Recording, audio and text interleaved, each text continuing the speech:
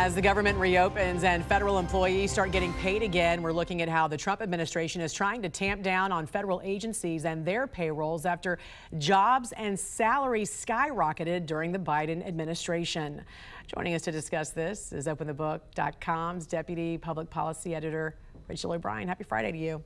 Friday for some folks. Speaking of payday, right? You compared the fiscal year 2020 payroll to the fiscal year 2024 payroll. What did you find when you did that? So we found that staff headcount in federal agencies only increased by about 5% over those 4 years, but payroll costs rose 25%.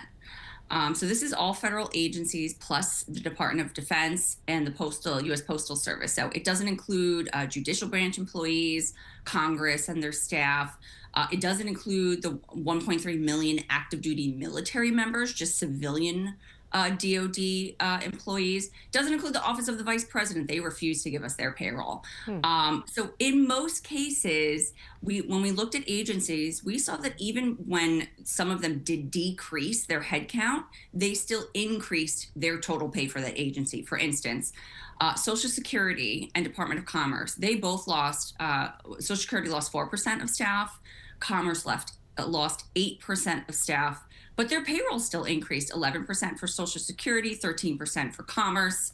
Homeland Security, they increased their staff by 6%, but their payroll went up 26%. Transportation, they grew by only 3%, but their payroll rose by 19%. So there's obviously, people are getting paid a lot more than they were just 4 years ago. So put it into dollar figures. I mean, again, this is during the Biden administration. We're talking about the average pay that increased significantly. How much? Yeah, so when we looked at 127 executive agencies plus the White House, all but 10 of them now have an average pay over $100,000. At least 20 of the federal agencies have an average pay of $150,000. In the last year, we looked at fiscal year 24, over 31,000 federal employees out-earned the highest paid governor in the country, New York's Kathy Hochul. She makes $255,000, $250,000. 31,000 federal employees made more than her. Wow. You have several federal agencies where the average payroll just is amazingly high. The CFTC, the Commodity Futures Trading Commission, they make an average of $236,000 there. So the pay has just gone up and up in these agencies. And there's also a lot of transparency issues because, again, as you looked at the payrolls from the Biden administration, you saw plenty of names redacted, correct? Yeah, more redactions than we've ever seen. So the entire Department of Defense civilian payroll, they redacted all 761,000 names. There was another 383,000 names that were redacted in 58 federal agencies. So that adds up to 1.1 million names redacted. It's almost 40% of all federal staff. Their names were redacted. And it's a 33,000 person increase from when we got the payroll for fiscal year 2020.